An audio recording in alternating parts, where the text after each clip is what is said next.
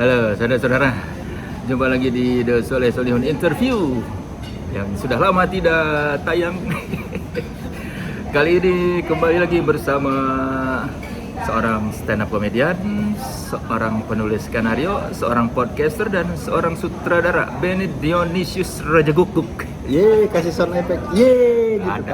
Nggak ada. Ben, tahun berapa lo mulai pede kalau orang nanya profesi lo apa? Sutradara.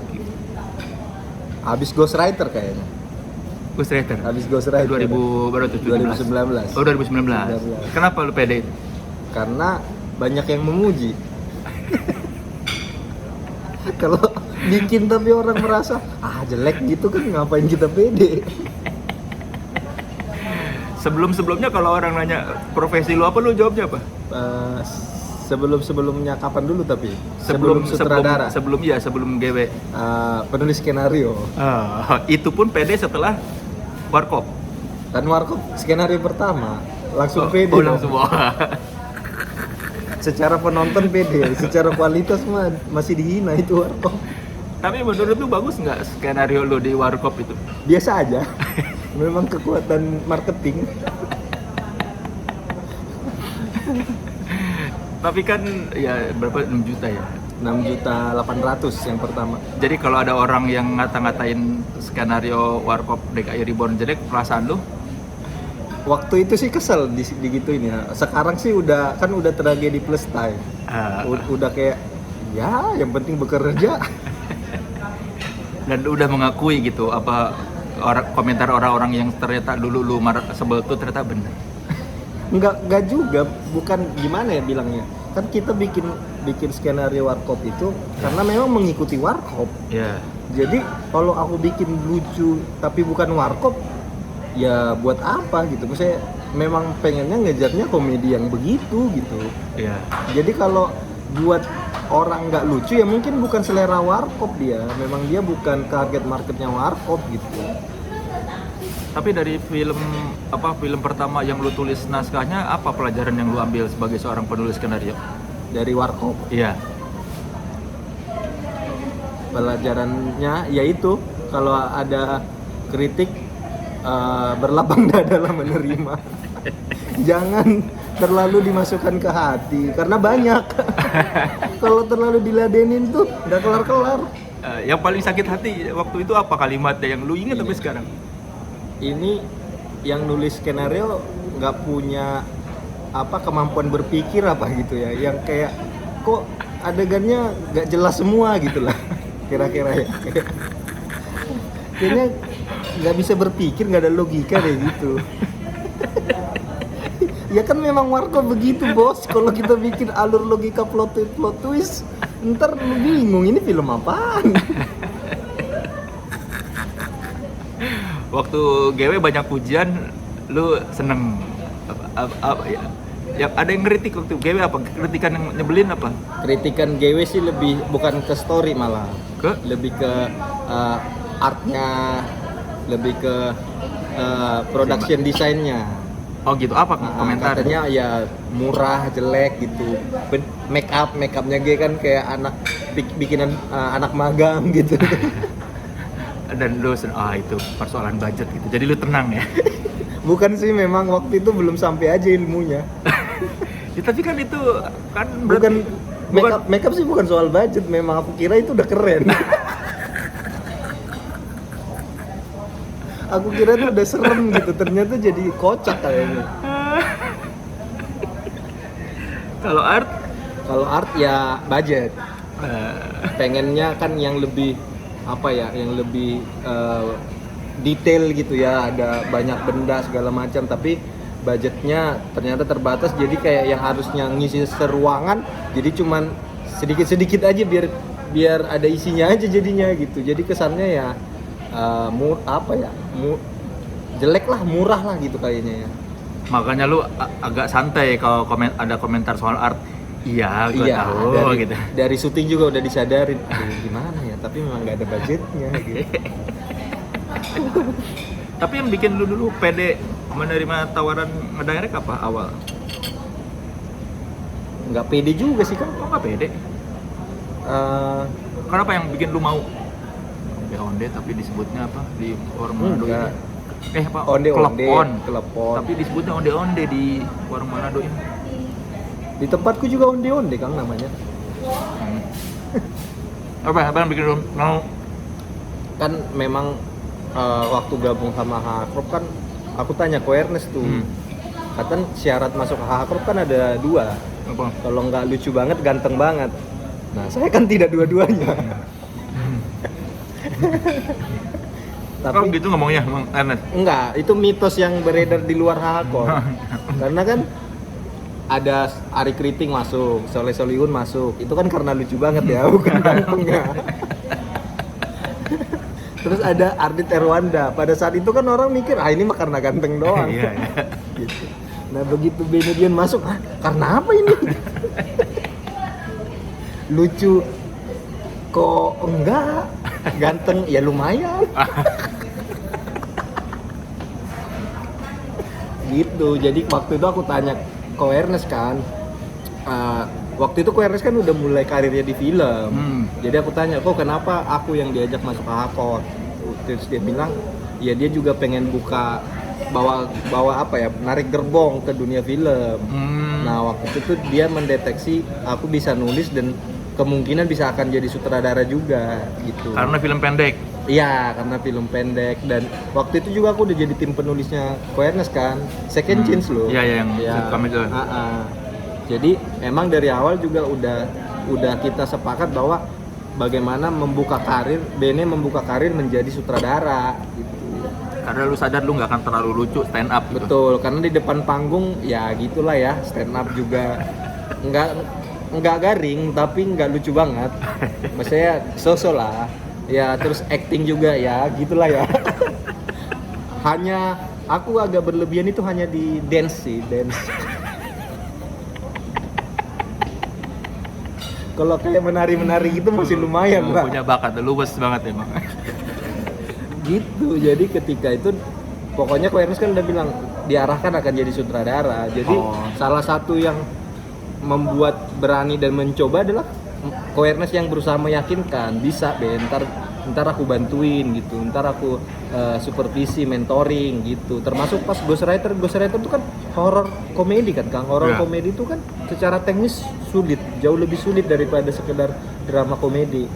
Karena bikin horor tuh kamera movementnya pakai asap-asap yang sebelumnya kan nggak pernah syuting pakai asap-asap. Make upnya ribet gitu-gitulah, terus lebih secara teknis lebih rumit lah gitu. Jadi Ernest bilang pokoknya kalau lu bingung gue temenin, gue dampingin gitu. Akhirnya ya udah deh coba deh gitu. Sebenarnya emang nggak pede. Tapi setelah melihat hasilnya, lu sendiri sekarang nilai film Ghostwriter kayak gimana? Kayaknya ternyata Bene keren ya.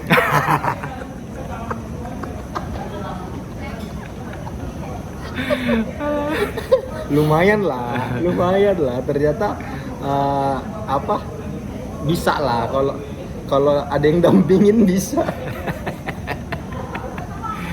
Lalu ternyata gue bisa nih jadi Ternyata sutradara. bisa juga, lumayan lah. Setelah itu lu pede, setelah film itu perlu pede apa? Setelah itu tuh kalau ngedirect pemain, ngasih tahu kru diskusi itu tuh, kalau dulu tuh kayak pasti kayak lagi di meja nih mau ngasih tahu pemain tuh kayak aduh harus ngomong apa ya gitu dulu di meja monitor, pikirin dulu. Kalau sekarang udah tahu, udah yakin aja langsung ke set gitu ngomong apa gitu. Lu dulu tuh lebih ke karena takut mereka nggak menerima, bukan karena lu belum tahu mau apa. Betul, lebih ke kayak takut aku tuh kayak sembarangan ngomong. Tahu apa lu sutradara kemarin sore gitu. Kalau sekarang kayak kalian harus mendengarkanku, aku sudah mengerti. Aku sudah box office. Tapi lu belajar film tuh dari mana, Ben? Learning by doing sih, Kang. Iya, dari mana gitu maksudnya? Apa lu mempelajari ilmu-ilmu film tuh? Agak unik sih, karena kan biasanya kayak lu kan Kang udah dari kecil dari kan tinggal di kota. Orang-orang kota itu kan nonton film, referensi filmnya banyak gitu kan, kayak Ernest juga dari kecil udah nonton film. Sementara aku pertama kali ke bioskop itu kelas 3 SMA. Di ini apa? Medan. Iya, Pokoknya waktu itu kan meledak banget Laskar Pelangi 2008 Ah, filmnya. Nah, novelnya udah duluan meledak di SMA aku. Jadi kayak orang-orang yang suka baca di sekolah tuh nggak banyak sih benernya biasanya. Udah ngomongin Laskar Pelangi gitu. Terus filmnya nongol. Itu aku sampai nipu orang tua supaya punya duit untuk nonton Laskar Pelangi. Bilang kayak sekolah apa ada biaya buku ini harus beli ini dapat 50.000 tuh. Akhirnya buat pergi nonton buat di pergi Medan. nonton di Medan Laskar Pelangi gitu. Jadi akses terhadap filmku tuh juga sedikit gitu. Pas kuliah nonton beberapa itu biasanya juga kopi di warnet, kopi filenya bajakan. Jadi kalau ditanya apakah aku dari dulu udah mengerti film, terus nonton film, punya cita-cita jadi film, kayak misalnya Joko Anwar kan katanya dari kecil dia udah ngintip-ngintip bioskop, sama sekali nggak ngerti film malah aku. Perasaan lu waktu kelas 3 SMA itu nonton masuk ke bioskop pertama kali seperti apa?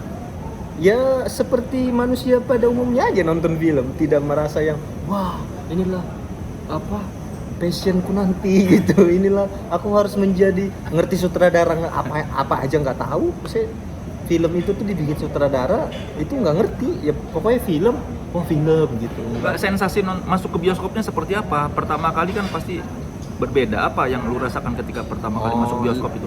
Lebih ke kayak kagum aja sih, gini rasanya nonton bioskop ya, kayak gede, layarnya besar, terus suaranya kencang gitu. Itu lebih kayak apa ya, husuk gitu, nonton filmnya husuk gitu. 21 itu? 21 bukan 21. Oh iya, 21 yang masih ada bintang-bintang ya? Betul, masih 15.000 biaya nontonnya. Film kedua apa?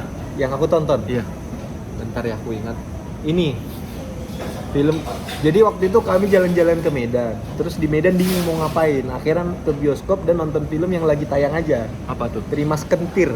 Tahu Iya gak? si Vincent, Vincent Tora. ya. Iya kan? Trimas Getir. Trimas Getir ya. Iya. Pokoknya parodiin film barat kan? Iya. Hollywood kan? Ya itulah. Itu film kedua. Terus pas nonton, oh ada film begini gitu. Begini tuh gimana maksudnya? Bahkan nggak ingat ceritanya apa. Maksudnya kan Laskar Pelangi film pertama, keren gitu. Terima gitu. Oh ini film lucu-lucuan kan, komedi konyol kan. Siapa sih, Rako bukan? Iya, seingatku sih kalau nggak salah kayak ada cewek diculik, terus tiga mas ini harus berusaha nyelamatin gitulah. Terus komedi konyol gitu dalam proses pencurian. Kalau nggak salah sih ceritanya gitu. Tapi di momen apa lu ngerasa oh bener di tawaran Ernest, gue pengen serius di film itu? Enggak serta merta sih Kang, emang proses aja gitu. Jadi kayak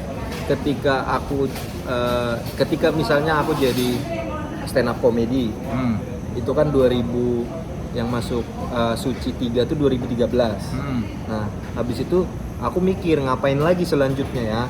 Nah, yang muncul waktu itu adalah pertama kali jadi penulis skenario, karena Isman apa Radit ya pernah bilang bahwa penulis skenario komedi di Indonesia itu sedikit banget. Jadi persaingannya tidak berat lah, tidak berdarah-darah. Nah, sementara aku tuh dari kecil memang udah suka nulis. Dan setelah stand up kan aku jadi ngerti komedi. Jadi merasa bisa nulis dan ngerti komedi, ya udah pengen jadi penulis skenario deh gitu. Bukan karena kecintaan ke film. Karena menulis berarti ya? Iya, karena memang memikirkan karir aja, mau ngapain ya selanjutnya gitu. Kan kalau banyak itu kan memang kecintaan terhadap menulis gitu-gitu kan, yang kayak kecintaan terhadap film gitu. Nah kalau aku memang kayak menjalani hidup aja gitu Kang. Yang bikin lu cinta menulis apa? Karena dulu suka baca. Jadi dulu tuh bapak kan kerjanya guru. Terus dia tuh tiap pagi kayak beli koran, nanti dia sebelum berangkat sekolah di jalan beli koran, di sekolah dia baca koran, nggak ngajar. Dia baca koran terus pulang, nanti korannya ditaruh di meja ruang tamu gitu. Nah kalau kayak lagi kumpul orang-orang, teman-temannya dia atau lagi keluarga ngumpul, bapakku itu selalu kayak jendela dunia gitu, yang kalau setiap orang bertanya itu dia yang jawab gitu, karena dia ngerti banyak hal dari koran. Nah aku tuh ngerasa itu keren.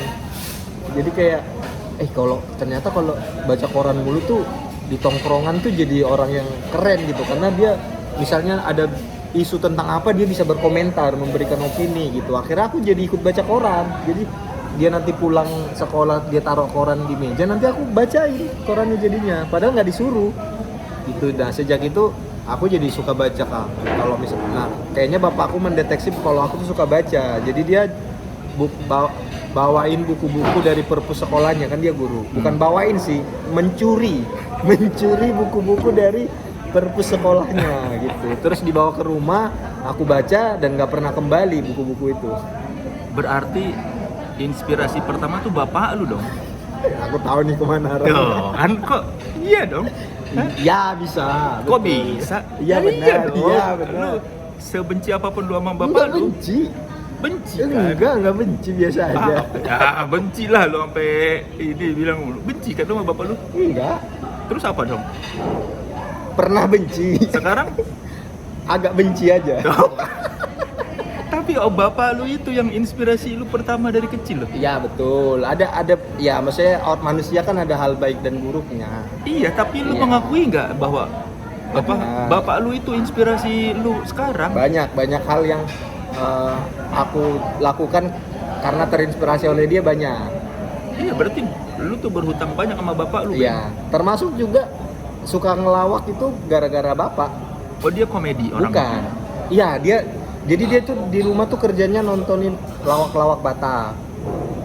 Terus nontonin Bajai Bajuri.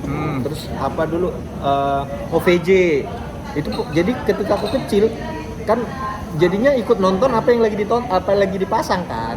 Jadi misalnya dia lagi pasang lawak-lawak Batak, ya udah aku jadi ikut nonton gitu. Nah, terus bapak itu tuh di Lapo atau di pertemanan suka banget yang jadi cerita gitu. Street jokes aja, kodian-kodian. Iya. Tapi dia jadi orang yang lucu lah gitu kan.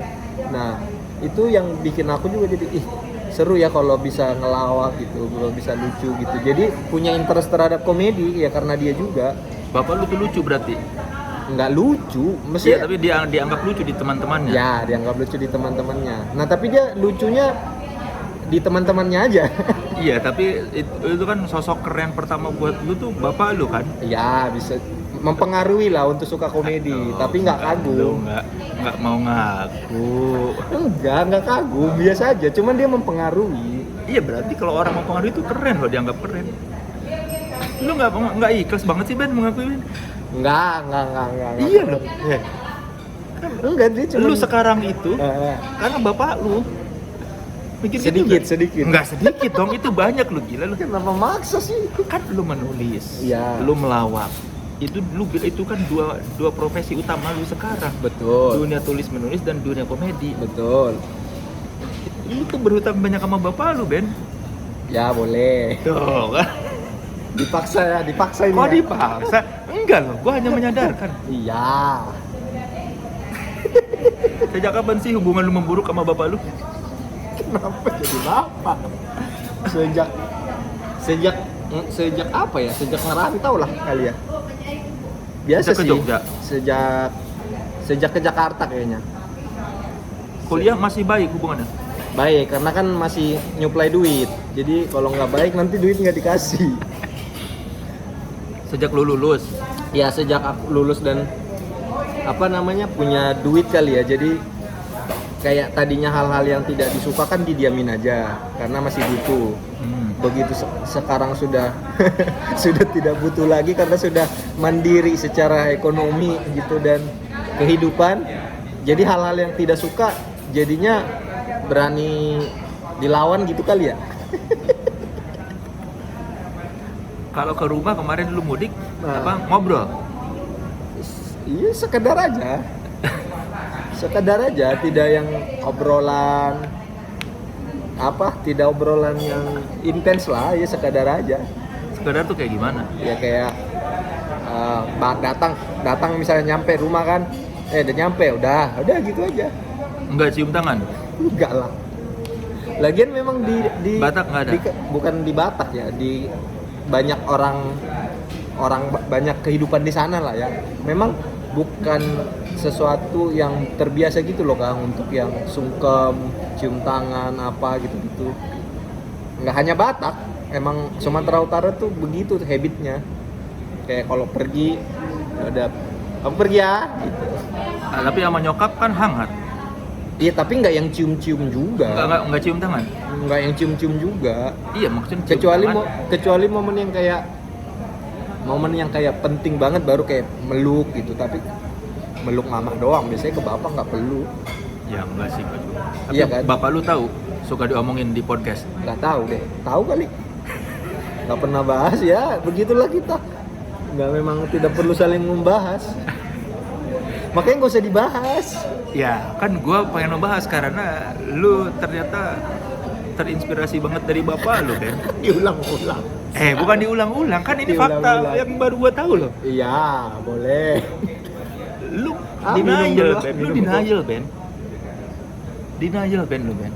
Enggak denial, iya, tapi nggak usah diulang-ulang. Enggak, lu tuh ya itu denial lah. Lu nggak mau mengakui ke publik bahwa lu tuh Iya kan, seperti yang ku bilang itu kan, manusia tuh kan ada baik buruknya. Ya baiknya ada. Seperti aku juga pasti, kalau bapakku ditanya ada baiknya nggak sih Ben, ya ada, buruknya ada gitu. Tapi jangan terlalu di highlight baiknya. loh, justru harus di-highlight. Ya, Karena boleh. sukses lu di Jakarta, kalau ditelusuri, kan itu gara-gara bapak lu, Ben. Ya bisa lah. Jadi kalau aku sih sadar bahwa kemampuanku di dunia seni itu dari bapak, kemampuanku di akademis itu dari mama. Jadi memang udah dari kecil udah sadar sih, karena mamaku itu kan pedagang Kang. Terus kemampuan matematikanya bagus banget. Oh, itu dia pinter ngitung-ngitung. Nah terus mama tuh udah entah karena dia malas atau gimana ya, pokoknya udah menghitung itu dari kecil udah aku yang disuruh. Jadi ketika aku kelas, bahkan belum sekolah tuh udah kayak lagi dia jualan dikasih duit, totalnya segini, nggak dia bilang kembaliannya berapa. Oh, kasih duit nih, ibu ini ya belanja misalnya segini gitu, ya. belanjanya 22.000, Kasih 50.000. aku dikasih ke 50.000, dia bilang belanjanya 22.000 gitu. Nah aku harus mikir sendiri kembaliannya berapa gitu. Jadi memang terasah, nggak tahu itu mama sengaja atau di konsep atau enggak, memang terasah dari kecil jadinya. Dagang di pasar. Dagang apa? Waktu aku kecil sih dagang ikan asin, ikan teri gitu-gitu, ikan lah. Sekarang sih udah dagang kami bilangnya monja. Kalau di sini mungkin bilangnya apa ya? Aul-aul. Apa awal-awal? Aul-aul. Itu loh, di tempatmu apa bilangnya Kang? Itu loh, baju bekas impor. Oh, ya baju yang second gitu, Iya, yang apa namanya? bal-balan gitu ya. Ya baju bekas aja. Kalau sekarang bilangnya thrifting. Iya, gaya. Padahal mah baju bekas. Baju bekas bule-bule. Oh, masih dagang tapi Masih. di pasar. Di pasar. Sampai sekarang nih jam berapa nih? Makanya lu jadi atlet olimpiade matematika. Ya, itu karena peran mama. Nah, sekarang kita bahas peran mama. Itu suka-suka gue dong. Kan udah jelas peran, ya kan tidak terlalu menarik kalau bahas peran mama karena mama lu nggak ada masalah dengan lu. Ya. Kan tapi lu kapan sadar lu jago matematika tuh kapan? Sadarnya? Umur berapa? Kayaknya mungkin kelas 1 SD. Kenapa? Ya karena ketika matematika happy, ketika pelajaran matematika happy, senang. Kan kerasa lah ada yang nggak senang kan. Justru aku senang gitu. Aku bahasa matematika senang, bahasa Indonesia senang. Nah kalau bahasa Indonesia ini dari bapak, kalau bahasa Inggris matematika dari mama. Kenapa bahasa Indonesia dari bapak? Karena bapak itu juga kan suka baca di rumah, terus suka bikin puisi. Bikin puisi? Dia dulu sering cerita dia ya, nggak tahu bener apa nggak bohong. Katanya dia dulu puisinya sering terbit di koran-koran Sumatera Utara gitulah. Terus dia punya buku yang isinya puisi katanya, tapi udah hilang. Nggak tahu deh bener apa enggak. Tahu apa ngibul? Terus? Gitu-gitu. Dia ngajar apa? Ngajarnya sih bahasa Inggris. Tapi kayak Natal gitu dia suka nyuruh anak-anaknya baca puisi, nanti dia tulisin puisi. Kalau kayak Natal gitu kan anak-anak kan boleh menunjuk beraksi, melakukan aksi kayak nyanyi, kayak nari gitu. Nanti anak-anak disuruh, kau baca puisi ya, nanti bapak bikinkan puisi. Lu pernah? Pernah, Apa? sering malah. Kayak gimana puisinya misalnya? Lupa, tapi kayak puisi kayak yang paling aku ingat sih, lupa ya, tapi kayak pokoknya puisi-puisi Natal gitu lah. Kayak gimana? Ketika Nabi bernubuat akan lahir bagimu seorang manusia, pedulikah aku? Itu puisi apa kutipan dari Alkitab? Puisi ada panjang gitu, tapi aku yang ingat tuh kayak intinya kayak puisi yang dia bikin ini bagus sih. Intinya kayak dijelaskan bahwa manusia itu akan berbuat dosa, akan ada Yesus yang lahir gini-gini, tapi banyak manusia yang nggak peduli gitu-gitulah.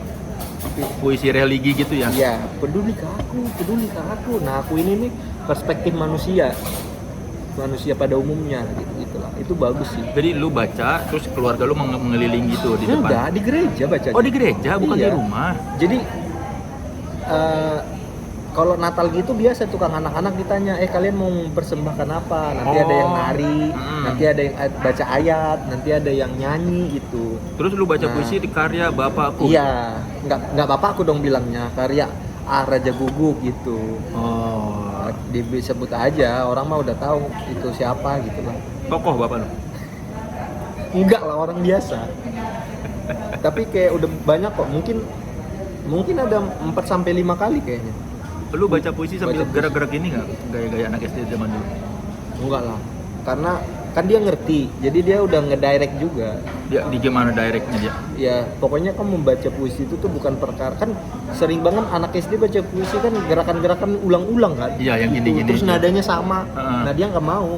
Jadi apa yang diajarkan? Diajarkan bahwa dikasih tahu ini maknanya ini harus kau rasakan, sampaikan gitu. Jadi tidak perlu mengulang gestur, tidak perlu selalu sama nadanya, tapi supaya ini orang mengerti maknanya gitulah.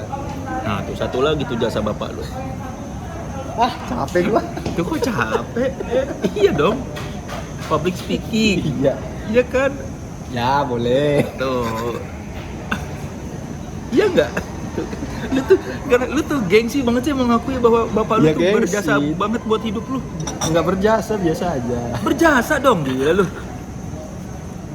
Ya boleh. Public speaking, menulis dan komedi itu 3 pekerjaan dulu. Ya public speaking ya di sini karena dia tuh pembicara di adat. Di gereja.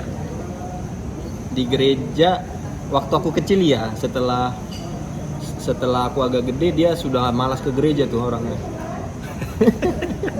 Padahal nulis puisi religi. Nah itu inspirasi aku malas ke gereja.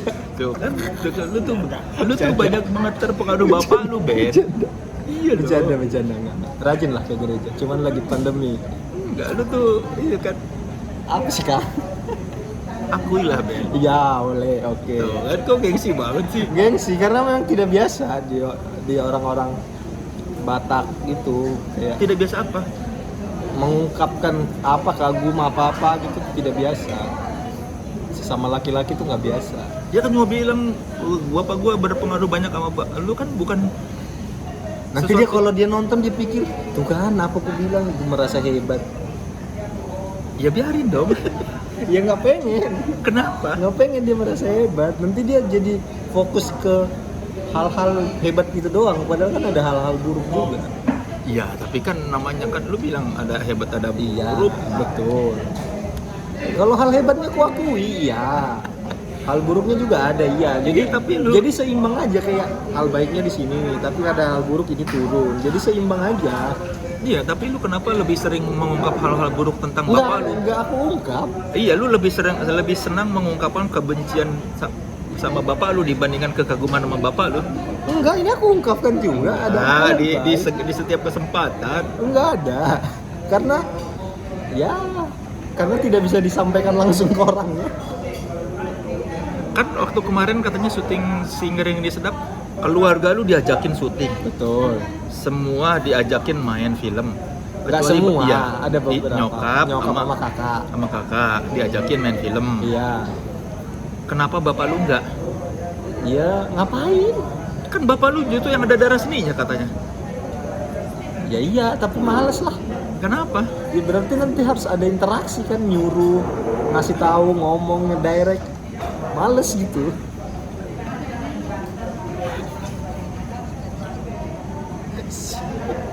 Males gitu kan, kayak Ya suruh Astrada aja. yang aneh banget bapak sendiri yang ngarahin Ya udah lu Astrada. arahin. Makanya mending nggak usah kan, udah bener. Tapi kan kata anak-anak bapak lu ngeliatin dari jauh pengen diajakin. Ya iya, tapi kan Lu sadar dia pengen diajakin? nggak sadar, diceritain doang sama Botik sama yang lain. Apa kata mereka? Bapakmu nanya tuh, kok dia nggak diajak ya, kok mama sama kakaknya diajak, kok bapaknya enggak gitu. Terus aku pikir, waduh dia pengen juga. Padahal saat itu masih bisa masuk.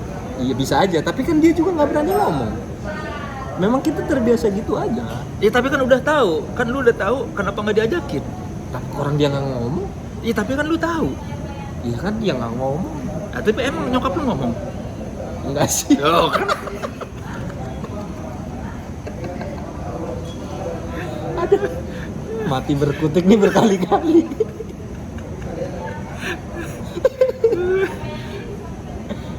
Gimana kan? Kang Soleh sama bapak gimana? Baik. Baik-baik aja. Iya lah. Kalau rindu gitu bilang nggak? Ya udah meninggal nggak bisa bilang lah. Aduh pengen juga bapak meninggal. Geblek lu, Bercanda, Ben. bercanda. Nanti kangen lu, Ben. Bapak Nggak, iya meninggal lu bercanda, kangen lu. bercanda. Bercanda doang, kan biar lucu. Enggak pakai hati itu sih. Oh, enggak lah, ya kali. Udah baik-baik aja. Beberapa tahun lalu lah yang benar-benar apa namanya, intens lagi ribut gitu. Belakangan mah udah baik-baik aja. Ributnya gara-gara apa sih? Ya banyaklah perbedaan prinsip gitu-gitu. Tapi kenapa sampai harus ribut? Kan lu udah misah jauh juga. Kenapa memang masih mengganggu kehidupan lu di rantau? Ya karena banyak hal sih Kang. Kayak kan aku bantu adik-adik kuliah gitu-gitu loh. Jadi kayak kalau ada maksudnya aku tuh di situ kan udah ada peran sebagai orang tua juga kan. Iya kan? Iya. Karena biayain adik Membiayai. kuliah gitu-gitu, bantuin orang tua lah. Itu kan beban orang tua sebenarnya kan. Jadi ketika aku ngerasa dia ngelakukan kesalahan yang atau melakukan sesuatu yang tidak harusnya dilakukan, makin kesel karena aku udah bantuin kau loh gitu.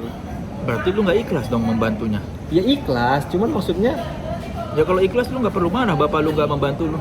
bukan soal membantu kan aku udah Iya. mengambil perannya Iya. membantu perannya dia sebagai orang tua.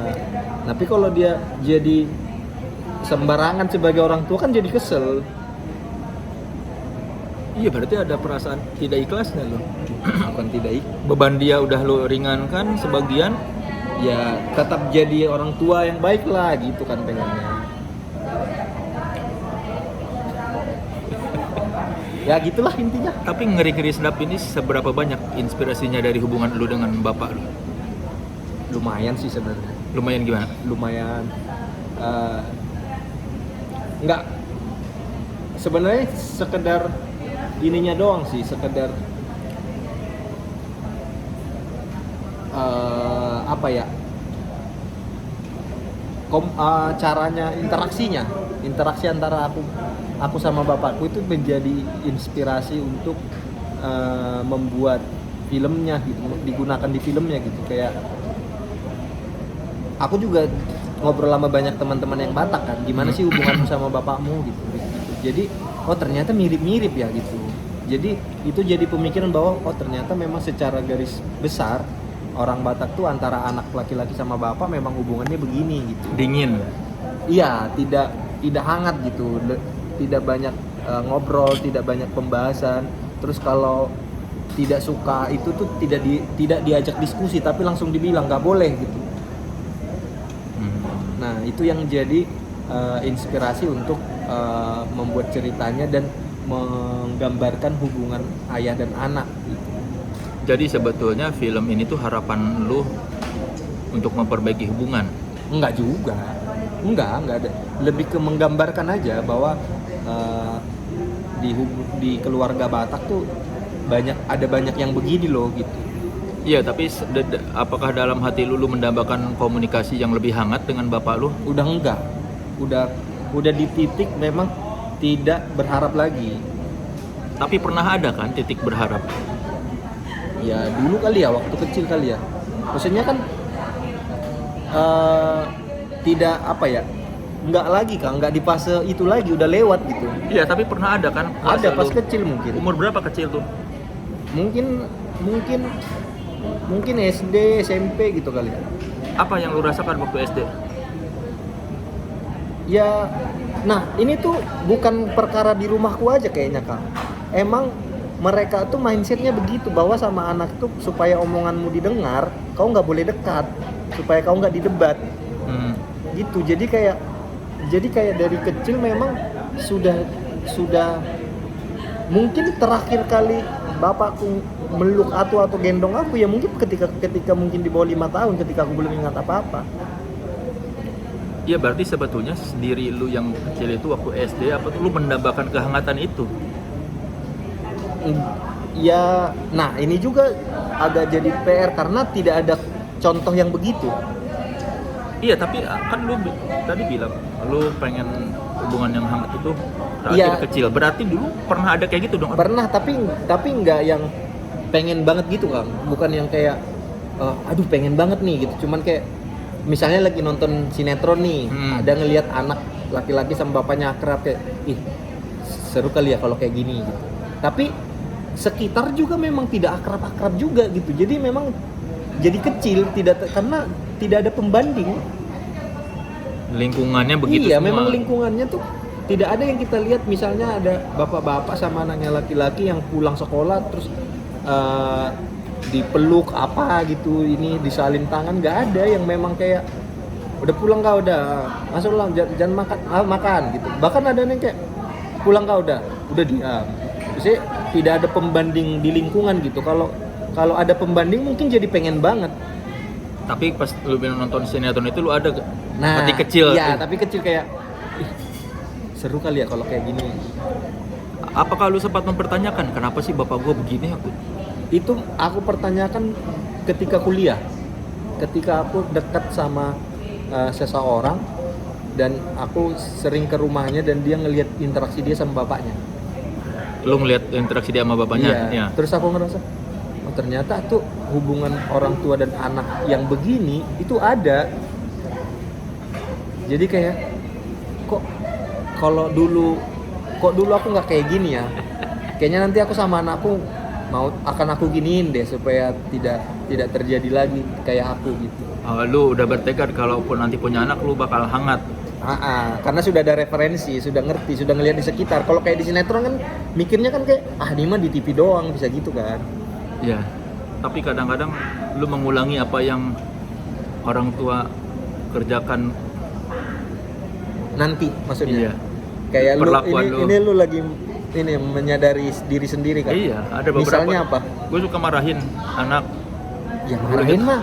Iya, tapi marahin enggak masalah. Untuk hal-hal sepele kadang-kadang. Misalnya Misalnya nggak mau mandi gue marahin. Marahinnya kayak apa? Ya gue mandi cepet deh itu. Pakai agak membentak. Dulu bokap gitu. Iya kan, gue suka sering misalnya kalau ini suka menurut gue apaan sih? Gitu doang dibentak. Nah sekarang gue juga ya gitu dong. Tapi dulu bokap Kang Soleh pernah main tangan nggak? Enggak. Oh, berarti masih plek-ketiplek ya. Kayak kalau aku kan, aku akan marah juga, tapi aku tidak akan main tangan gitu. Karena lu digampar. Karena dulu digampar, dipukul, walaupun nggak sering ya, tapi pernah lah ada momen begitunya lah. Nah kan sekarang kalau jadi ayah, ya udah kalau marah mungkin akan teriak sekali, tapi habis itu nanti akan minta maaf gitu. Jangan gitu lagi ya, nah nanti papa maaf. Bapak minta maaf kalau tadi teriak-teriak gitu. Nah itu kan yang tidak ada dulu. Iya. Jadi pengen ada perbaikan lah, misalnya ada progres lah. Bukan berarti aku akan jadi malaikat juga yang nggak marah. Ya nggak sih. Kalau Kang Soleh nggak marah, nanti anaknya gimana? Nggak ada yang ngasih tahu. Kak Seto tapi nggak pernah marah katanya. Itu pas dia jadi Kak Seto. Kalau dia jadi Pak Seto, dia marah. Anak yang bilang gue pernah marahin. Tanya Dea, gue pernah nanya. Untung nggak berani marahin. Nyokapnya pernah marah nggak? Jangan-jangan dia suruh. Gak Sento nyuruh. Marahin dong, soalnya kalau aku yang marah nanti imageku jelek di publik. Nih, buat yang belum tahu film Ngeri-Ngeri Sedap kayak gimana, kita tonton dulu trailernya.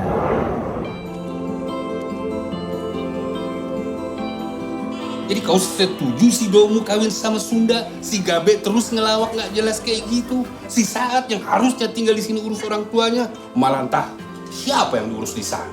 Aku cuma rindu sama anak-anakku.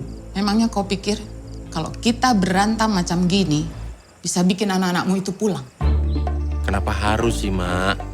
Mau Batak, mau Sunda, kan sama-sama manusia, Mak. Kau itu anak pertama, Ma. Kau yang melanjutkan marga. Bapak gak suka kau jadi pelawak, Ma. Bukan angkot lah aku bisa disuruh-suruh berhenti kayak gitu. Kenapa pula harus kau yang jagain dia, Mang? Pak Pomo nggak ada anak, istrinya juga udah meninggal. Pak Domu, kita pura-pura berantem, mau cerai. Mereka pasti pulang. Kau memang sudah gila ya, Pak? Kau yang gila. Kau. Pak, Mak, ku ganggu bentar ya. Jadi kayak mana ini? Tetap saja sesuai rencana. Apa maksudmu? Kau mau pisah? Kalau ya kenapa? Ya udah, ceraikan aku. Jangan ada yang tahu masalah bapak sama mama ini ya. Gak enak nanti jadi omongan orang-orang. Jadi apalah rencana kita? Kita selesaikan malam ini lah. Pak, minta maaf lah sama Mama. Masalahnya apa, Pak? Kok bisa sampai kepikiran mau cerai? Tanya sama mamamu, dia yang mau cerai.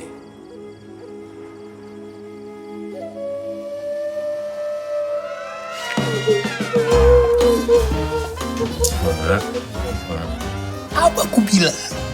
Kalau kau ikuti usahaku, pasti berhasil kan? Kau memang paling berhasil di dunia. Danau Toba ada pun karena kau kan?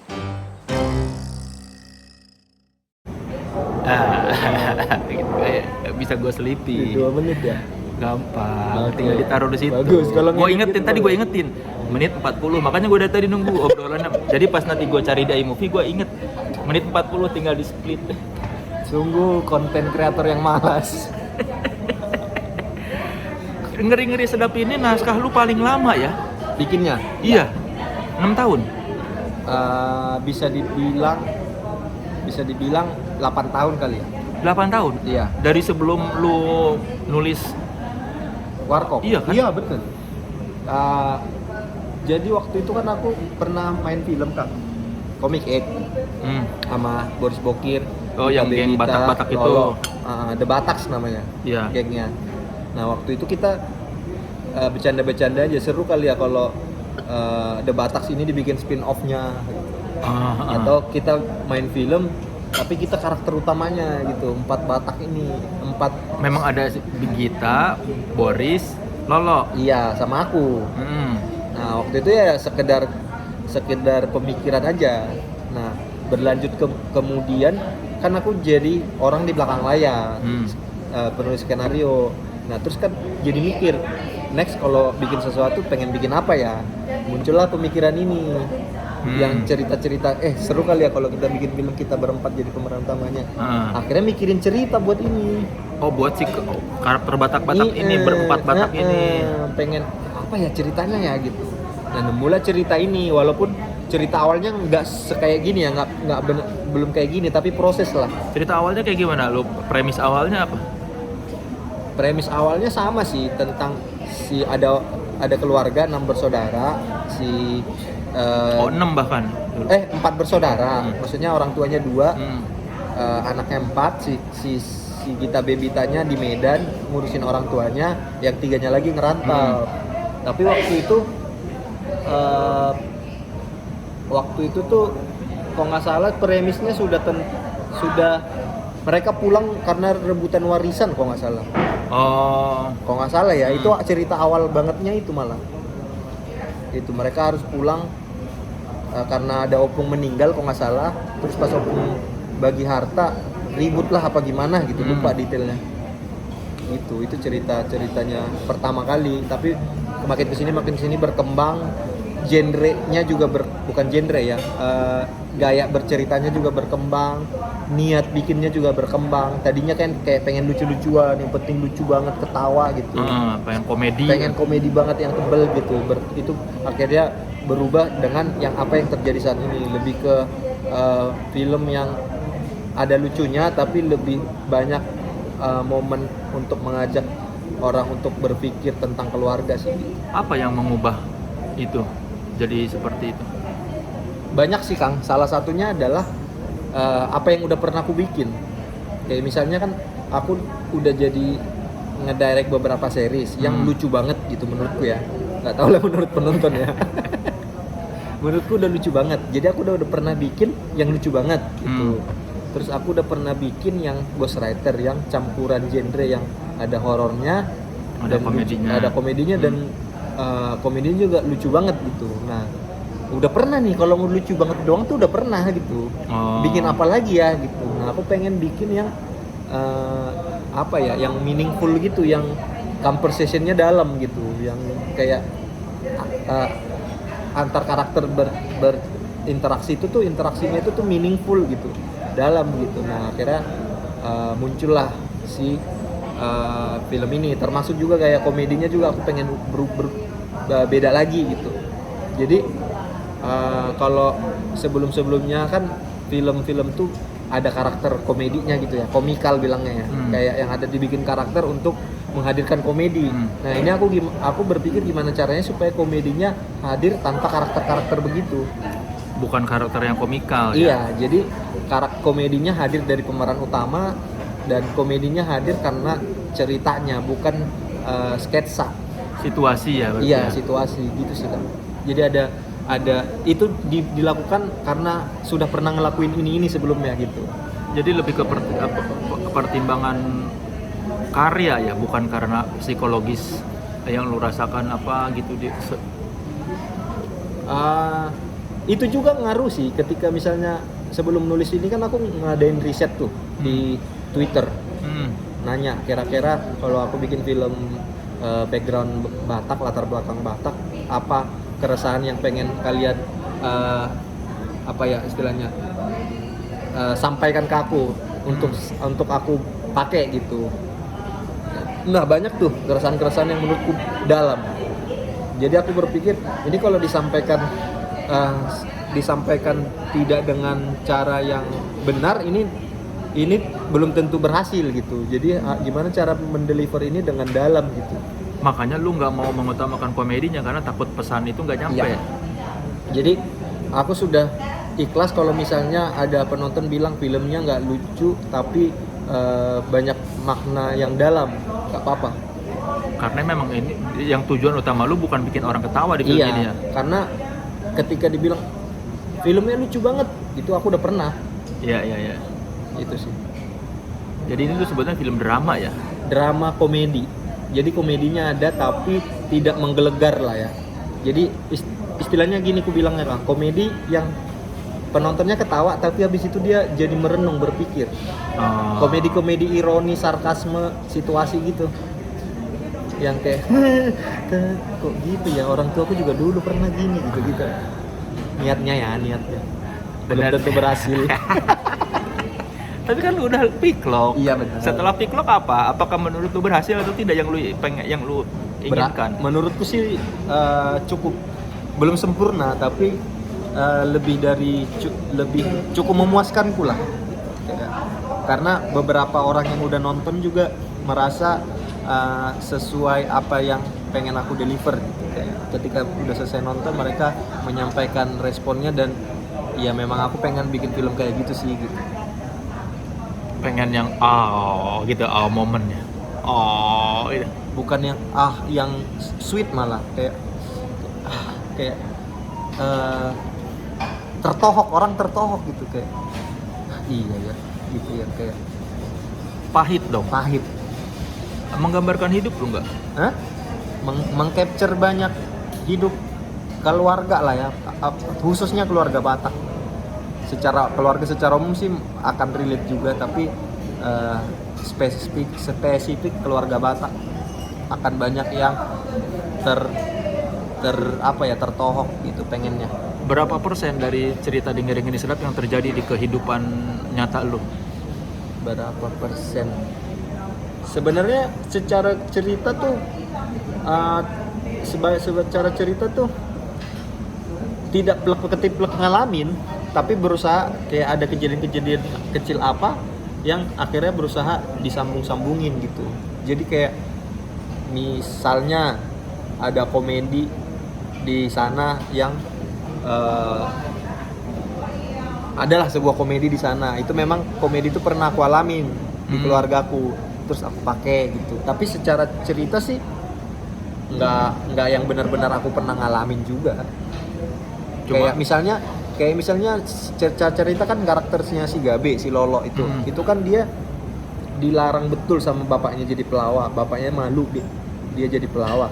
Sebenarnya aku ada pernah bukan perlawanan sih, aku ada kayak tidak kesetujuan, tapi tidak sebesar itu. Tapi orang tua lu pernah nggak mau lu jadi? Bukan nggak mau, dia nanya setelah aku lulus kuliah, nanya itu gimana kuliahmu, kok nggak ngelamar gitu doang. Bukan yang kayak jangan jadi pelawak, malu gitu, nggak kayak gitu. Jadi itu bukan yang benar-benar juga pernah aku alamin, tapi adalah momen itu, tapi nggak seheboh itu gitu. Kalau di film dipertebel lagi. Iya, misalnya ketika si karakter Boris Bokir, Dongmu itu kan dilarang nikah sama Sunda. Nah kalau aku tuh nggak ada larangan itu. Sebenarnya kalau menikah nikah aja. Yang penting, maksudnya nggak pernah dibilang kayak kau harus sama Batak tuh, nggak pernah ada larangan aturan-aturan kayak gitu dari orang tua. Jadi tidak plek benar-benar aku alamin juga semua, tapi dilarang nikah sama yang bukan Batak itu dialamin temenku gitu. Banyak terjadi di keluarga Batak ya. Tapi bukan personal aku ngalamin semua. Gitu sih. Jadi yang lu tawarkan di film ini itu ya, inspirasi. Iya, dan ini memantik kesadaran orang lah. Untuk apa? Untuk kalau misalnya dia misalnya gini nih Kang, banyak orang yang tidak sadar kenapa hubungan dia sama saudaranya yang laki-laki tidak sehangat hubungan dia sama saudaranya yang perempuan. Nah, aku kan juga ngerasa itu tuh. Nah, setelah aku pikir-pikir kenapa ya, akhirnya aku nemu jawabannya. Nah, di film ini kayak aku mencoba ngasih jawaban menurutku gitu. Jadi kayak ada banyak hal-hal yang setelah aku pikir itu sadari dan berusaha aku sampaikan di film ini supaya orang juga sadar. Jadi lu ada niatan untuk mengubah kultur dong? Iya. Ya pengennya sih, nggak tahu akan berhasil atau enggak ya, tapi pengennya sih ketika orang nonton ini mereka sadar bahwa pokoknya kultur atau apa yang selama ini sudah jadi kebiasaan di orang-orang Batak kayaknya perlu diubah deh. Berarti lu menyampaikan kritikan juga dong buat budaya Batak yang ada selama ini ya? Bukan mengkritik sih aku bilangnya Kang. Aku berusaha ngangkat dan menjadi bahan diskusi gitu. Jadi aku tidak menghakimi. Jadi di film itu, di skenario-nya aku sudah bikin, waktu nulis aku sudah bikin di kepala aku bahwa aku tidak boleh menghakimi mana yang benar mana yang salah.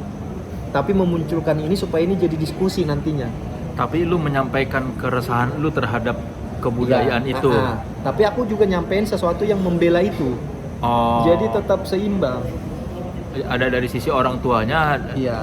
Jadi itu sebetulnya film keresahan anak muda Batak terhadap budaya Batak yang sudah ada beratusan tahun itu. Iya, bukan sekedar budaya doang ya, tapi kebiasaan kita hidup gitu. Misalnya kayak apa yang terjadi di keluarga Batak itu kan sebenarnya itu bisa dibilang budaya kan?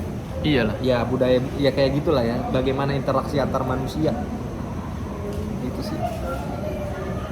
Dan yang punya ide nyebar promo di Lapo-Lapo itu siapa? Aku.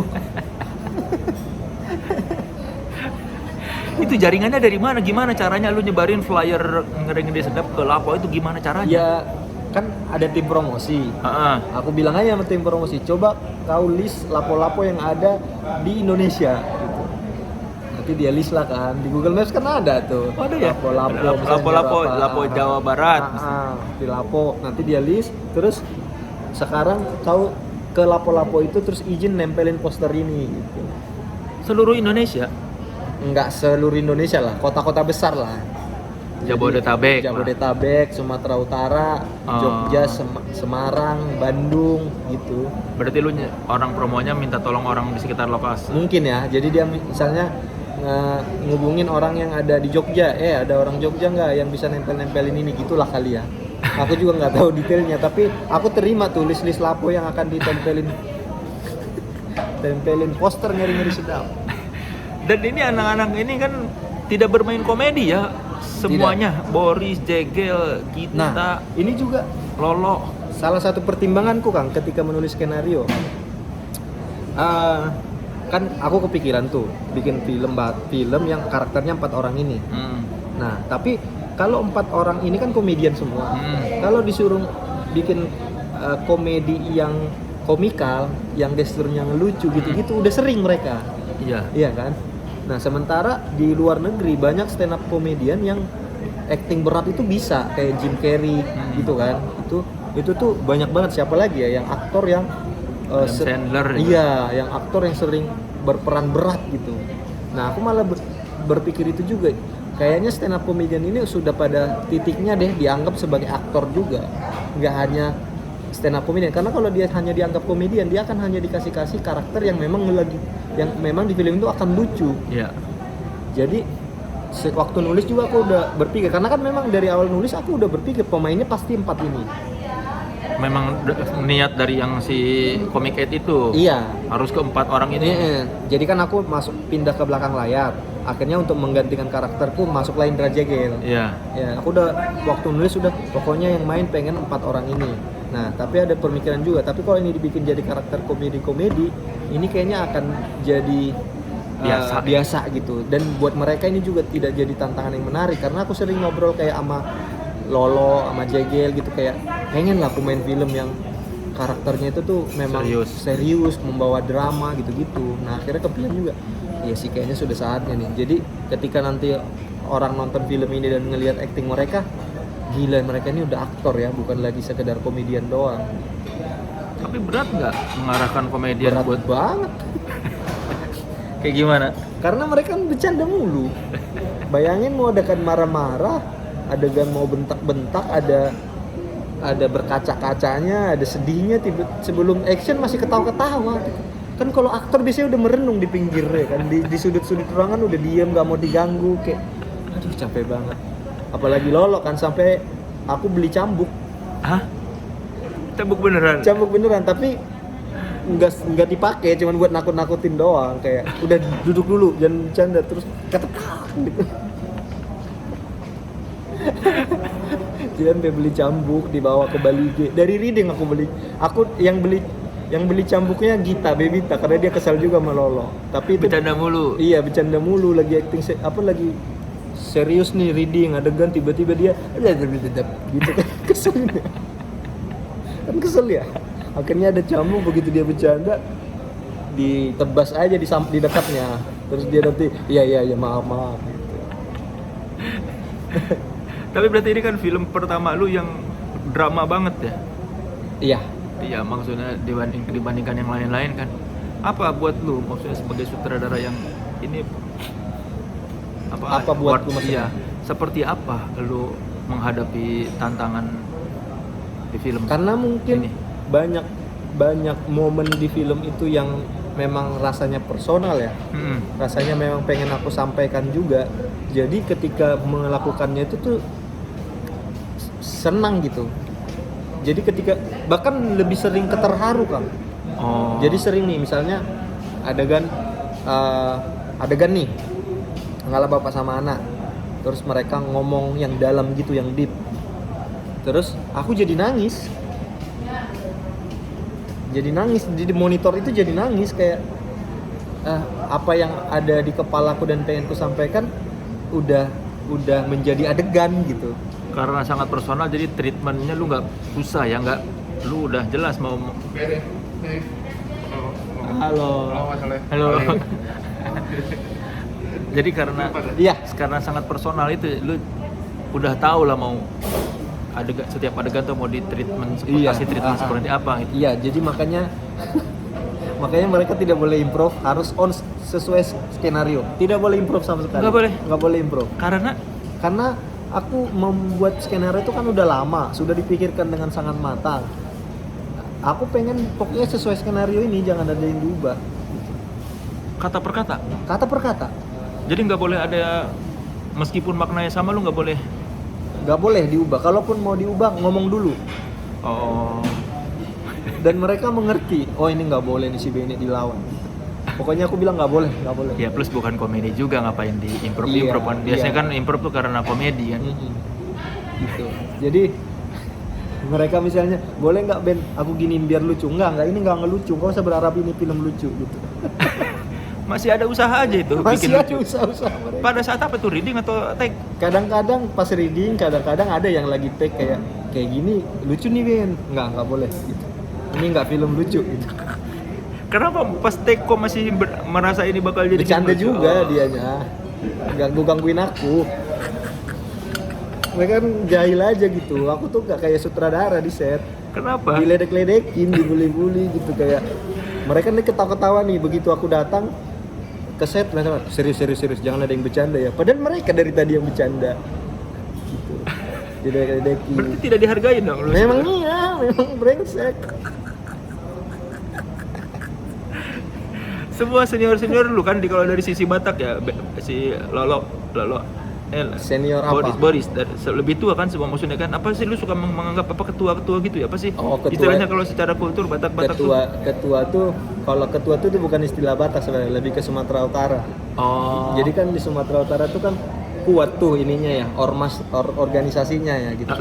Jadi ketua itu panggilan yang, maksudnya kalau ketua organisasi, ormas itu kan dipanggilnya Pak Ketua gitu, gitu. Jadi itu jadi kayak istilah untuk orang yang kita hormati, kita pilih sebagai pemimpinnya gitu. Nah yang lucu kan di agak lain kan, ketuanya kan Boris Bokir, Ya. tapi kami sering bully, jadi lucu kayak karena ketua tuh nggak pernah dibully, nggak pernah diledekin aslinya. Ditakutin. Iya, ditakutin, dihormatin, yang kayak kalau dia datang, duduk ketua, mau minum apa? Gitu. Tapi dia agak lain, kami ledekin. Si Oki nggak diajak maksudnya? Nah, itu pertanyaan banyak orang. Jadi gini Kak, kan Ngeri-Ngeri Sedap ini sudah ada lama dari 2014. Skenarionya 2019 sudah jadi. Jadi rencana bikin film ini sudah jauh ada sebelum Agak Lain. Jadi begitu ini Agak Lain ada dan akhirnya film ini syuting, ini sebenarnya tidak ada kaitannya. Iya. Jadi ketika Oki tidak diajak, ya memang karena dari awal tidak ada dia. Salah sendiri, telat masuk industri ya. Betul. Cuman jadi seru, jadi gimmick gitu. Jadi gimmick promosi. Podcast Agak Lain seperti apa mengubah hidup lu? Banyak sih Kak. Kayak misalnya problem sama bapak itu tadinya kan aku tidak mau jadi pembahasan orang-orang gitu. Aku simpen aja sendiri gitu. Cerita pun kalau sama bapak tidak terlalu dekat ya karena misalnya dia cerita, aku juga akhirnya jadi cerita gitu, bagaimana hubungan antar sama orang tua sama apa gitu. Jadi ketika akhirnya diceritain di podcast kan itu bukan intensiku untuk menceritakan, tapi karena mereka tahu dan diledek-ledekin gitu. Sampai pada titik, ya udahlah kalau orang memang pengen tahu, ya udahlah biar tahu aja gitu. Dan banyak hal sih yang jadinya berubah, kayak misalnya aku tuh tidak ada kepinginan lagi tadinya di depan layar karena kan itu tadi secara karir kan sudah pindah ke belakang layar. Iya. Dan ketika aku sudah fokus di belakang layar, kepercayaan diriku udah hilang untuk maju di depan layar. Iya kan, karena makanya stand up jadi jarang, disuruh nge-MC gitu-gitu tuh mungkin bisa sebenarnya, tapi kayak jadi nggak percaya diri kan, kayaknya nggak bisa deh Karena kelamaan di belakang karena layar. kelamaan belakang layar. Nah hadirnya Agak Lain ini kan bikin aku jadinya pemain di depan lagi kan. Walaupun awalnya kenapa aku mau, karena podcast Nggak kelihatan. nggak kelihatan. Kalau kayak di YouTube gitu, aku tuh ngerasa kayak jadi kagok kalau ada kamera gitu, karena kepercayaan dirinya udah menurun jauh gitu. Jadi kayak janganlah. Terus kalaupun akhirnya memaksakan diri untuk di depan layar begitu, aduh ada kamera, aduh ngomong apa ya, jadi overthinking. Nah begitu ada podcast kayak nggak perlu nih cuma dengar suara, mereka nggak perlu lihat muka. gesturku yang kaku gitu, pembawaanku yang tidak menyenangkan, apalah gitu, yang orang gestur muka yang tidak percaya diri gitu-gitu. Dan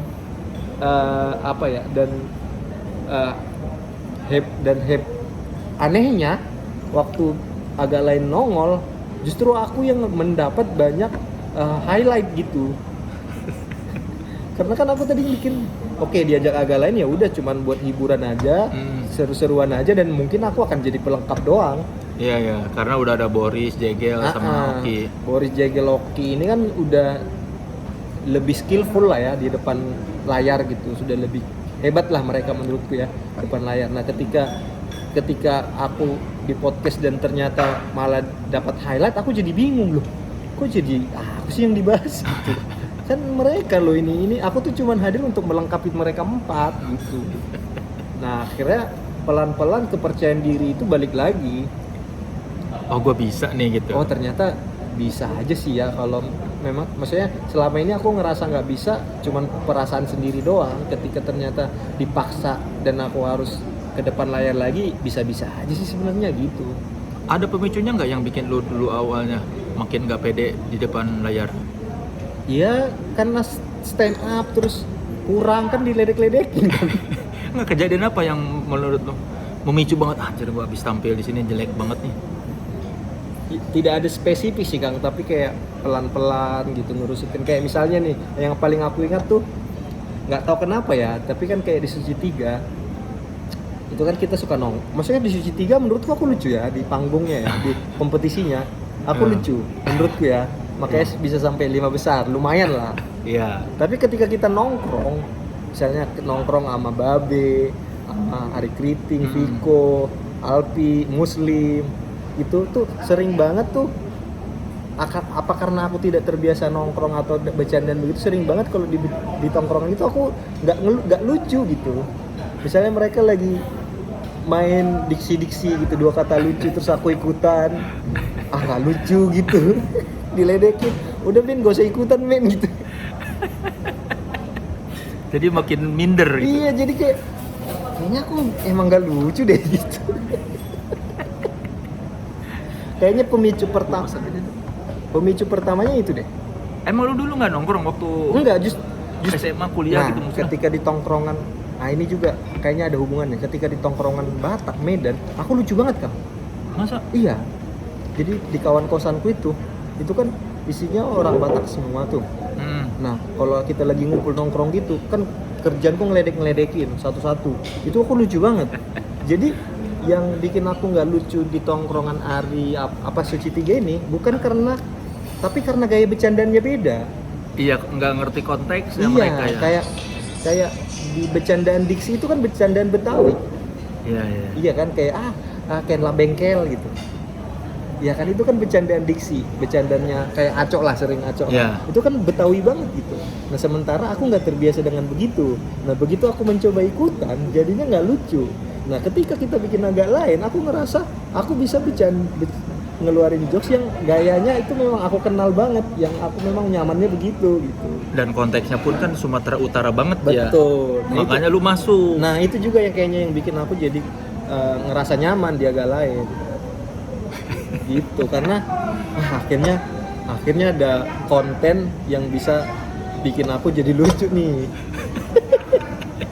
Karena kalau konteksnya nasional lu nggak bisa lucu ya. Nggak bisa, karena diksi-diksi atau pilihan kata yang ada di mulutku ya bodoh, longor, gopau, kutumbu kepala kau ya gitu-gitu. Nah kalau bercandaan begini kan belum tentu lucu di tongkrongan yang nasional gitu lah ya. Makanya ketika semuanya konteksnya sumut, langsung lu berjaya ya. Iya kayaknya sih gitu. Dan kebelakang ini kan kepercayaan diri itu udah meningkat gitu, dan mungkin itu juga mempengaruhi. Jadi sekarang kalaupun diajak bercanda di luar tongkrongan Batak, ya udah aku jadi diriku sendiri aja gitu. Jadi kalau dulu tuh berusaha ngikutin kan, kalau sekarang kalau ngikutin nanti pasti garing gitu. Di depan calon mertua percaya diri udah tinggi. Maksudnya gitu. Sosok lah. secara karya percaya diri, secara ekonomi enggak.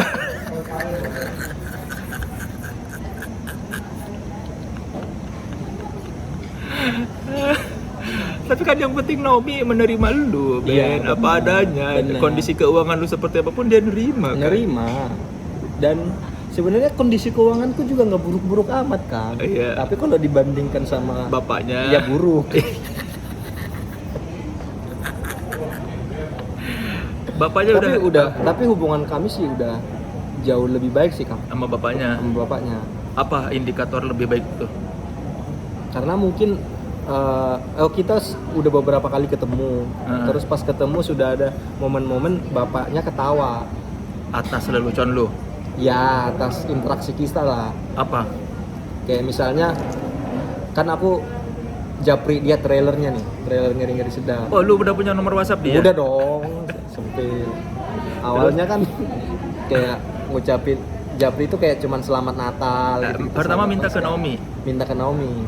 Terus WhatsApp pertama lu sama bapaknya apa? Dulu selamat Natal kalau nggak salah. Oh, Bene. Iya. Dia jawab. Iya, halo Tulang. Perkenalkan ini Bene. Selamat Natal ya, semoga sehat-sehat. Tuhan memberkati kita gitu lah. Terus dia jawab apa? Jawab, oh iya Bene, selamat Natal juga ya. Tapi kan kalau WhatsApp doang kan nggak tahu kayak apa. Iya. Terus akhirnya ketemu pertama. Yang di Senayan itu. Iya, itu juga awalnya kan agak Dijebak. awkward. Ya dijebak kan, terus awkward kan. Tapi ke belakang sudah mulai ngobrol gitu lah, sudah santai. Nah terakhir ketemu kemarin sudah ada ketawa-ketawanya lah setelah aku kirim trailer. Terus aku bilang, Tulang tolong di forward ke grup-grup Batak dong gitu. Terus dia bilang oke, aku kira sekedar doa. Terus ternyata di capture yang udah ke grup-grup yang udah dikirim di capture. Ke grup-grup Batak itu. Oh ternyata sudah beneran dikirim. Jadi Terus dia senang. bilang ini karya pacarnya anakku gitu. Enggak. Enggak lah. Ngapain? Ya kan Ya kan pasti dia bilang dong. enggak. Kayaknya dipotong sama dia. Enggak, Ini enggak. karya Enggak, kan pacar pas, anakku. pas dikirim, teman-teman nonton ya. Terus ada yang balas, "Oh, sekarang sudah jadi tim promosi film ya." gitu. Bercanda. Terus bapaknya Naomi nge-capture itu kirim ke aku terus emot ketawa. Oh. Sudah sudah sweet lah. Sekarang Baik. sekarang hubunganku dengan bapaknya Naomi lebih baik daripada hubunganku dengan bapakku.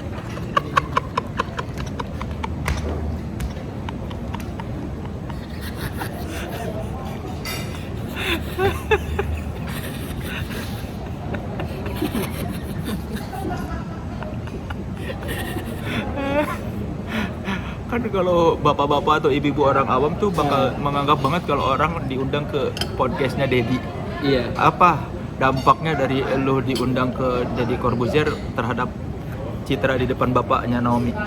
Kang Soleh nonton nggak video itu? Belum nonton. Ya pokoknya ada momen aku tuh dijebak sama yang lain, jadi bahas Bapaknya Naomi. bapaknya Naomi. Jadi katanya bapaknya Naomi malah kesel.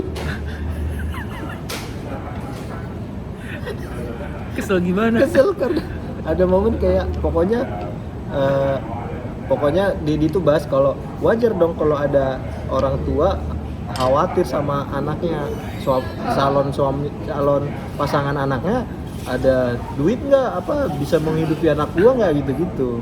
Nah terus intinya aku kayak membela diri lah, kan ini lagi fasenya, kita kan lagi berjuang gitu lah, harusnya dibantu dong gitu. Terus nggak tahu ya bapaknya Naomi itu nonton atau ada yang nyampein, terus dia bilang ke Naomi, emang papa ada gitu-gituin gitu. Mungkin dari situ dia jadi membuktikan aku tidak memandang harta. Ya nggak tahu lah, Bisa mungkin. jadi loh, kan? Semoga.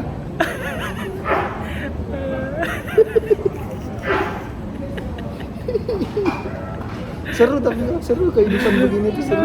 Lu selalu bermasalah dengan orang tua ya Ben ya? Bener. Tapi laki-laki ya enggak juga sih. Ya nggak semuanya juga sih. Seru lah pokoknya, jadi ada bahan ketawa. Lu bakal undang bapaknya Naomi ke premier. Nah pas ketemu terakhir kemarin, aku justru juga untuk ngajak premier. Katanya sih akan datang, diusahakan, tapi kita lihat lah ya, semoga beneran hadir. Karena pengennya setelah nonton film ini beliau juga ikutan jadi bangga dan semakin semakin membuka pintu welcome aku ke keluarganya. Dan salah satu tujuan lu tuh pengen bikin orang Batak yang bermarga bangga ya sama Ya, pengennya sih gitu. Makanya- Kayak, kalau mereka nonton film ini, mereka jadi ikut bangga sama film ini dan sama suku Batak. makanya semua krunya diutamakan yang bermarga dulu ya. Iya. Waktu apa lu nyari? Ada banyak pertimbangannya, Kang. Apa? Bukan sekedar biar bangga juga, karena kan budgetnya terbatas film ini. Ketika aku ngajak yang bermarga, aku kirim skenario nya, mereka kan pasti suka. Jadi Iya. aku bilang, tolong dong harganya jangan harga normal. Kalau orang nggak Batak digituin, pasti dia bodoh amat, nggak ada urusannya. Iya, nggak ada urusan sama Nah, ini- suku gua iya, gitu. nah ini begitu dia baca tersentuh, dia pasti mikir ini adalah persembahan untuk bangsa Batak. Kita harus mau membuat ini walaupun tidak dibayar dengan normal gitu. Termasuk juga cash. Mereka dibayar semuanya tidak harga normal. Semuanya, Iya. bahkan selevel 3 Panggabean Betul. pun. Makanya aku senang lah sama mereka sudah mereka juga mempersembahkan diri, memberikan yang terbaik walaupun film ini sangat berat dari karakter atau peran yang mereka pernah mainkan. Minal Aidin. Sendiri, Mas. Sendiri ya. Kalau istilah pasukan bermarga tuh siapa yang pertama mencetuskan? Aku, Kang. Jadi itu kalau nggak salah episode 5 apa episode 4 apa episode 6 dari agak lain. Terus kita lagi ngobrol-ngobrol bingung pendengar kita disebut apa ya. Nah, yang kepikiran waktu itu adalah ya bermarga, karena kan kita mikir ya pendengar kita nih orang-orang Batak nih, Sumatera Utara pada umumnya lah gitu. Nah, waktu itu muncul istilah sobat bermarga. Sobat bermarga. Nah, tapi menurutku orang Batak itu kan terkesan militan ya, kayak Iya. garis keras gitu. Kalau sobat tuh kesannya masih Terlalu lemah. iya, lebih ke Lembut. gitu, syahdu gitu. Nah, akhirnya jangan sobat, harus pasukan. Pasukan tuh kan kesannya berani mati. Ayo kita berjuang, ayo kita bertempur berani mati gitu. Dan fans itu jadinya galak-galak. Galak banget. Nah, itu yang kita tidak sadari gitu, ada efek buruk ternyata. Kita sebut mereka pasukan bermarga, mereka jadi brutal. Ya waktu gimmick jadi buat yang belum tahu, agak lain pernah bikin gimmick sok-sok mau pamit dari Spotify gara-gara nggak eksklusif. Spotify-nya malah diserang ya. Malah ada gerakan uninstall Spotify. Dikirain bakal dikangenin ya, malah dimarahin. Malah dimarahin. Kita berharap mereka sedih. Mohon jangan dong bang, aduh sedih gitu. Malah Spotify-nya diserang. Gerakan uninstall Spotify. Banyak yang nge-capture, script capture. Sudah aku uninstall bang, sudah aku uninstall bang. Kita ditegur Spotify. Serem lah pasukan bermarga. Tapi karena pasukan bermarga ini militan, harapannya mereka juga militan untuk Nonton. meramaikan Ngeri-Ngeri Sedap ini. Ya lo sampai scoringnya sama Vicky Sianipar, Ngeri lah pokoknya. otentisitas Bataknya dijamin lah ya. Yang lucu itu kan Kang Soleh tau lah kemampuan musikku kan. Pemahaman terhadap musikku kan begitu ya. Tapi Vicky Sianipar minta pendapatku. Dia nggak tahu aja Vicky. Jadi kayak kalau dia lagi bikin musik nanya gimana menurut lu Ben, bagus nggak, cocok nggak? Dia tidak tahu kalau aku tidak punya kemampuan musik yang bagus. Terus lu pura-pura Mengerti aja kayak ini kayaknya kurang gini bang, ini nih nggak tahu sih istilahnya ya, tapi kayak kurang gini. Padahal kalau ditanya detailnya juga nggak ngerti. Lucu sih itu tiba-tiba aku suka senyum-senyum sendiri. Musikalitas dia yang begitu tinggi diarahkan oleh orang kayak aku. Vicky, andaikan lu nonton ini lu nggak tahu aja bandnya, bahkan dia tidak bisa membedakan band mana dengan band mana. Kita saran. Tapi scoring dan musik di Ngeri-Ngeri Sedap tuh luar biasa sih. Vicky Sianipar keren banget. keren banget. Keren banget. Ya, Ada iyalah. banyak momen yang tadinya nggak terlalu sedih gitu ya. Begitu dikasih musik jadi nangis. Keren sih dia. Kalau gitu yang paling lu banggakan dari film ini dibandingkan karya-karya lu sebelumnya apa? Ininya sih deepnya ya, maknanya yang sangat deep itu yang bisa nanti mengajak banyak orang untuk berpikir, merenung dan berdiskusi soal keluarganya masing-masing. Banyaklah momen-momen yang akan bikin orang terenyuh dan tertohok gitu sih. Oke, karena udah mau maghrib dan lapar gua. Silakan nonton 2 Juni di bioskop ya. Kalau kalian nonton ini setelah film ini tayang, silakan tonton di platform digital ya. Ya, boleh. Siapa tahu ada yang nontonnya kan setahun sesudahnya, 2 tahun sesudahnya. Ya. Makasih lo Ben. Makasih Kang, walaupun udah bahas bapak mulu. Ya kan kita Udah pengen, matiin. kita kan pengen hubungan lu baik Iya, dengan matiin, bapak lu. Mari kita matiin. doakan Amin, ya amin. bapaknya Bene kalau nonton. Bene sebetulnya sayang.